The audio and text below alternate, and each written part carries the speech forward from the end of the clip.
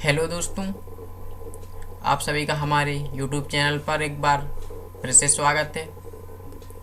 आज की डिक्टेशन में ITI पेपर 100 वर्ड पर मिनट से है।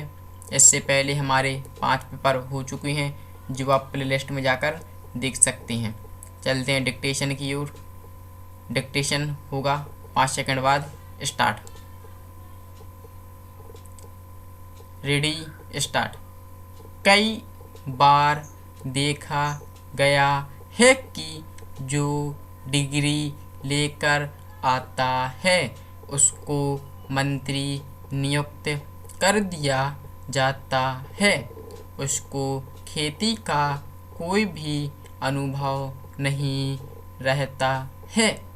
जो कृषि मंत्री होता है, यदि वह किसान नहीं होगा, खेत से निकला नहीं होगा, तब तक देश का सुधार नहीं हो सकता है।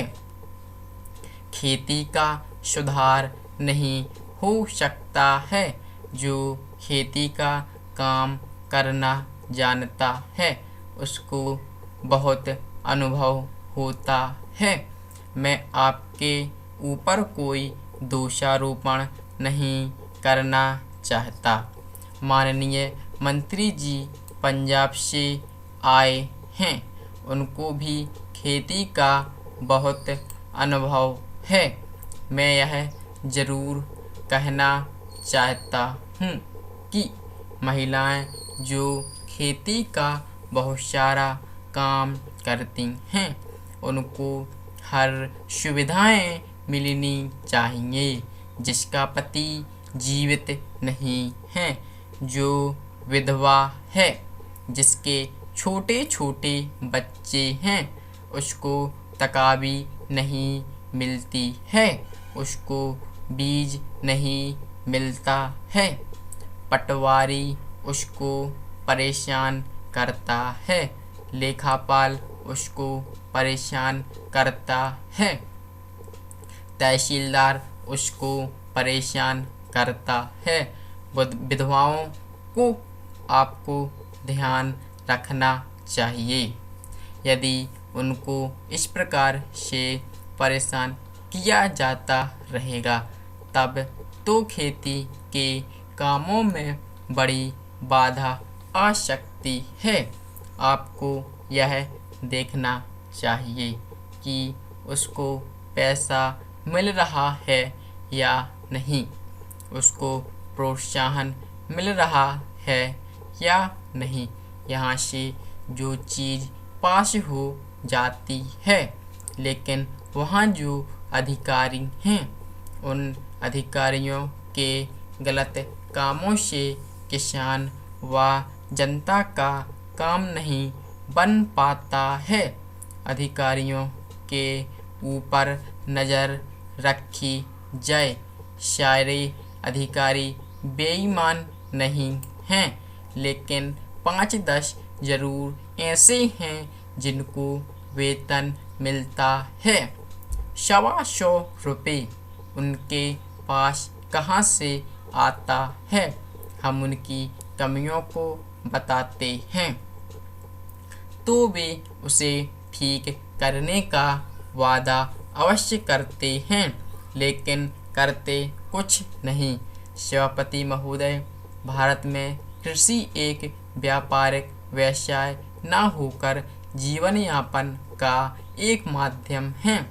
हमारे देश में व्यापारिक विचारों का अभाव है और वे केवल जीवित रहने के लिए खेती करते हैं। इसलिए कृषि पदार्थों के मूल्यों तथा उनके उत्पादन खर्च में कोई घनिष्ठ संबंध नहीं रहता। मूल्य निर्धारण की मांग और पूर्ति का सिद्धांत कृषि पदार्थों पर अच्छी तरह से लागू होता है। यह दायित्व सरकार पर लागू नहीं होता। यह उत्तरदायित्व सरकार के ऊपर है कि वह मूल्य नीति का संचालन इस प्रकार करे कि कृषि तथा उद्योगों का समुचित विकास हो सके और कृषि पदार्थों में मूल्यों में स्थिरता बनी रहे। मूल्यों की स्थिरता का अर्थ यह केवल इतना नहीं है कि कृषि मूल्यों में अत्यधिक उतार चढ़ाव ना होने पाए। हमें ज्ञात है कि 1919 की विश्व मंदी के कारण भारतीय किसानों की दुर्दशा हो गई थी।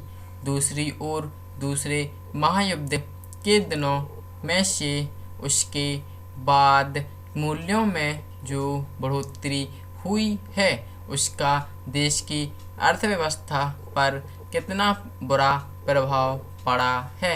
यद्यपि किसानों को समुचित लाभ ही हुआ है, किंतु देश के नियमित विकास के लिए ये दोनों परिस्थितियां बाधा उत्पन्न करने वाली सिद्ध हो गई है। भारत में कृषि मूल्यों में स्थिरता का प्रश्न पिछले कुछ वर्षों से प्रश्न मुख्य रूप में सरकार के सामने उपस्थित है। जून 1954 तथा उसके बाद के काल में कृषि मूल्यों में निरंतर गिरावट होती गई। फ्रेंड्स, आज की डिक्टेशन होती है समाप्त। आप लोग डिक्टेशन को लिखिए और ट्रांसलेट ज़रूर करें। यदि आपको वीडियो पसंद आया हो तो आप वीडियो लाइक ज़रूर करें। Thank you.